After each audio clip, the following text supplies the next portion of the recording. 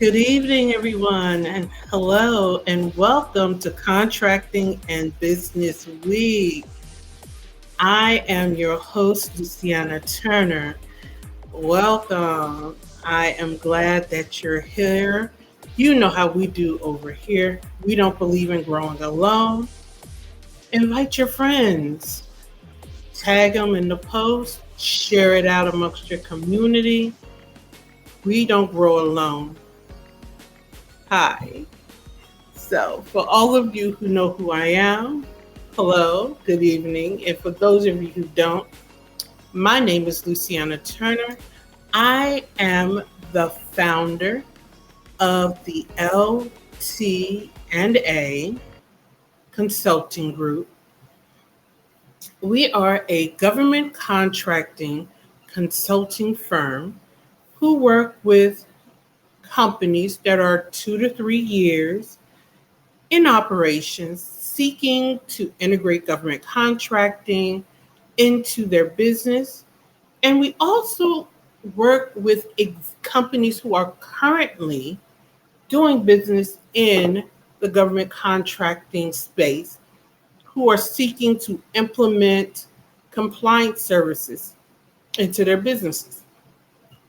And to give you a little bit more about myself, I personally have been working and operating in the government contracting space for about 20 some odd years.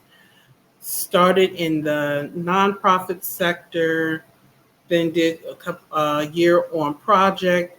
Then I worked in compliance for one of the top government contracting firms out there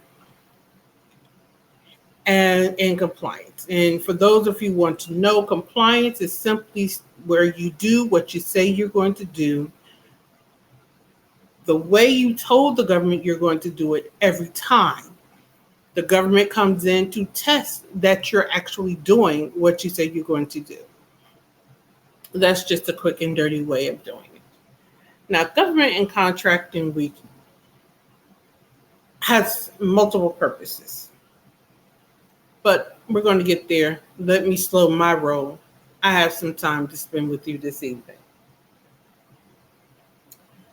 So, I am a mother, I'm a business owner, and I'm a soon to be author of the book Keys to Government Contracting that's soon to go on pre-sale this Wednesday. I'm so proud of myself, but we'll deep dive into that on Wednesday a little more.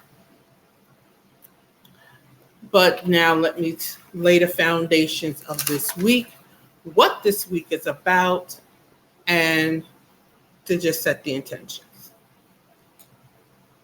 Contracting and Business Week, the purpose of this week is to, first of all, share some information with my audience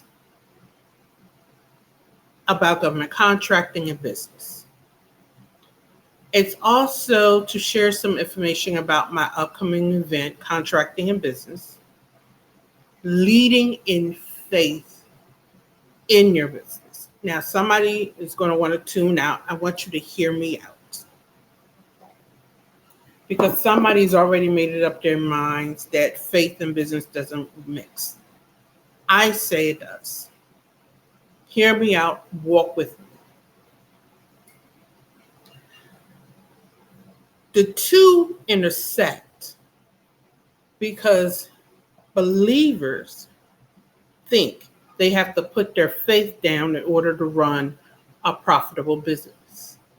Believers believe to effectively work in their business, they have to put their light under a bushel. Neither is true.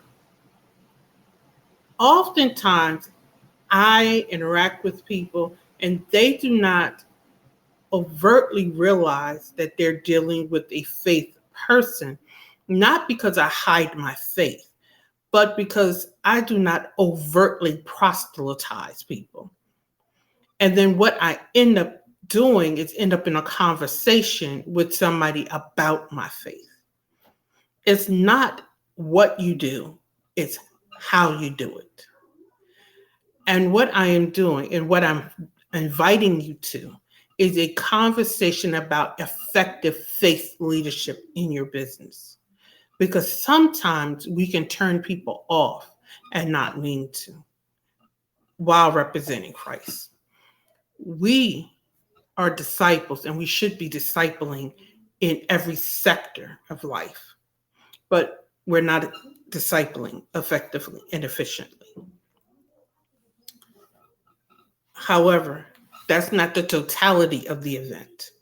We will also be covering government contracting. We will also be covering ethics. We will also be talking about leadership and effective leadership and the phases of leadership, especially if you're a government contractor. We will talk about positioning yourself. Because you know what I find in my years in talking to people? People don't know how to talk about their services. And then they wonder why they can't win a government proposal. We're so busy writing a proposal, we don't know how to talk about our services. Then we're going to talk about the intersectionality of faith and business. We're wrapping it all together in this event in October.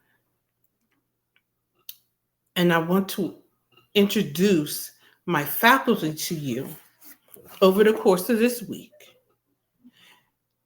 And I want you to understand this is not just as my pastor or my spiritual mentor would call it, and my business mentor would call it, a spin around a holler event, but it's a deep immersion of business event. It's an event where you'll come out transformed, mind, business, and spirit. So if you stick with me throughout the week, trust me, you will get something for your business. You will get something for your mind. You will have an effective up-leveling in every sector. Because we want to address one area without addressing the other. And then we wonder why we're having wobbling results. Hold on for a second. We wonder why we're having wobbling results. But we have to address every sector in our business, every sector in our life, every sector in every aspect. Every sector has to be addressed. We have to address our leadership and how leadership changes. You don't lead in every season the same way. My guest tomorrow night, Shalonda Clark, she is the beast when it comes to leadership and mindset. We're going to talk about that. My guest, Bishop Kevin Clark, on Tuesday, he's actually a government contracting officer. He's actually going to facilitate the panel discussion on contracting and what contractors look for and how to pivot in contracting. And he's also going to facilitate our conversation around the intersectionality of faith. So I'm quite sure you're going to enjoy that conversation. Now, Kevin Clark and Shalonda Clark are not related. They just have the same name. Wednesday, we're going to answer your question live. So if you have questions throughout the week, pop them in the chat. You could email them to me. We're going to answer those live on Wednesday evening. And Wednesday is the official launch of my book, Keys to Government Contracting. I am so excited about that. Whew, that's been a baby of mine that I finally birthed. And I'm actually teaching on 2 concepts from the book at the conference in October. I'm going to talk about that a lot more on Wednesday. Then on Thursday, our guest, Janet Williams, will talk about ethics. She's an ethics, diversity, inclusion officer. But we're going to talk about that a little more on Thursday. Our guest on Friday evening, Beverly Walthauer, is going to talk to you about positioning. And I have to tell you something. A lot of people, I've sat in on debriefings with some of my former clients, and what I've heard repeatedly, other than pricing, people don't talk about their services correctly. I want you to come to the October event, but I want you to listen to Beverly talk about positioning. I just went through her class. She's a beast. Because if you don't talk about your services correctly, you're not going to answer certain sections of the RFP correctly. So you can take all the RFP proposal writing classes all you want.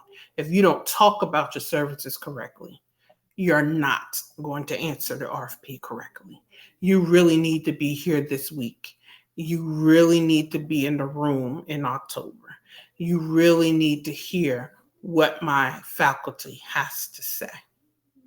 And then on Saturday, I come back, and then my faculty is going to pop in with me throughout the evening.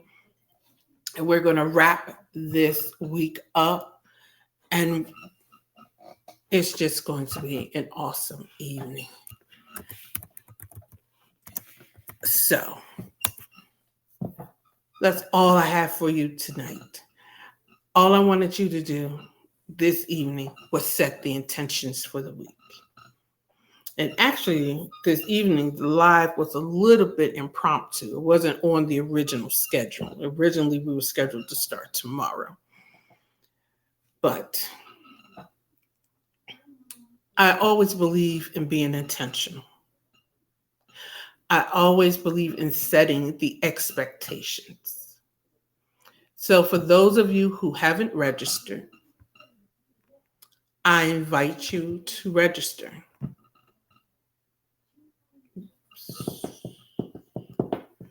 For the event, so that not only can you get all of the updates, all of the notices. I hope I'm putting up the right graphic. Nope, that's the wrong graphic, but that's okay. If you're interested in attending the conference in October, go to eventcreate.com/contracting and business. Check it out. That event is going to answer the mail for a lot of your questions around government contracting, how basically it's going to answer the mail for you.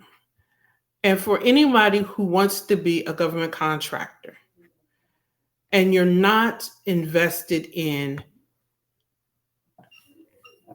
investing in your continuing education, I'm going to just put it out there flat out. Then I question your conviction. The average RFP or proposal effort is 20% of the contract value.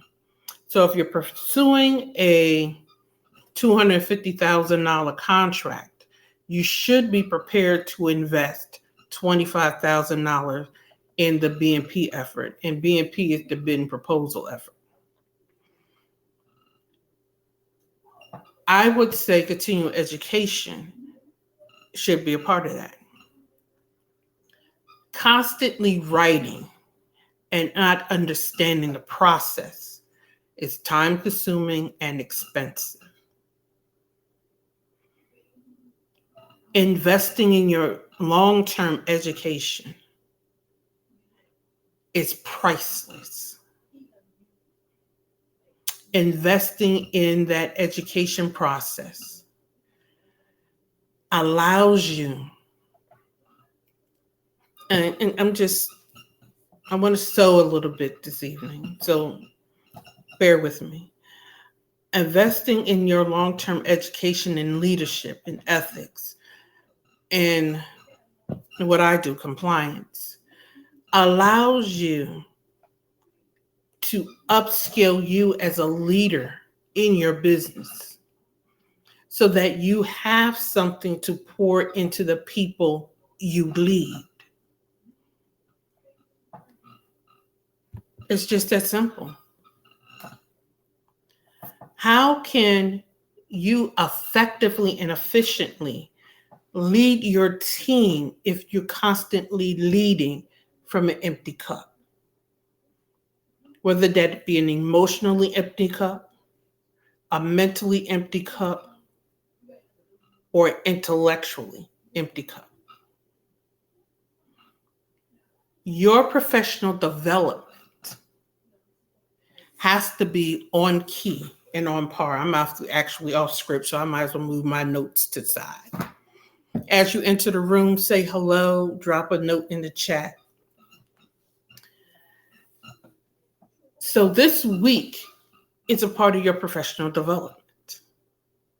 The October conference is a part of your professional development.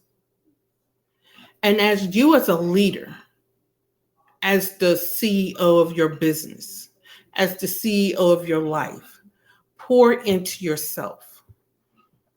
You can now go back and effectively and efficiently pour into your team and effectively and efficiently lead and pour into them from the overflow instead of from the deficiency. I'm speaking from experience.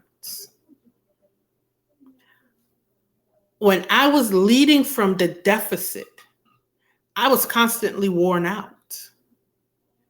But when I went and I kept replenishing my leadership skills, when I learned that there was different leadership techniques, when I kept renewing my mindset, when I kept learning not new ethical skills, but when I kept learning the ways in which ethics were applied and how to deal with it, when I kept evolving, it made it easier to lead and it made it easier to make executive decisions. But that only came from investments. In programs like this, in programs like the conference I'm putting on, I constantly invest in my education. I was just taking a training, and actually with one of my faculty members, a paid training. I was in her training this week. And now she's coming to speak on my platform this week and in October. So I'm going to just wrap this evening up. I gave out the schedule and now, I'll just run through it again. So on tomorrow evening, our guest will be Miss Shalonda Clark. She is the premier, and I do mean premier, specialist on leadership and mindset. You don't want to miss anything. And she is a government contracting officer. So you don't want to miss my session tomorrow, my interview with her. She is a hoot. So join me tomorrow evening at 6 p.m. Eastern Standard Time. It's when we go live. And the first rule of government contracting is always be on time. So I'm signing off this evening with a reminder. A stressed mind will never create. Take time to rest this evening. Come back tomorrow evening with your contractor's notebook. Be prepared to take some notes because I'm quite sure she's going to be dropping the nuggets. And I'll see you then this was day 0, day 1. of Contracting and Business Week. So tomorrow's day 2 with Miss Shalonda Clark. Signing off for the evening, I'm Luciana Turner, your host for this week. Have an amazing, amazing evening. And I will see you on tomorrow.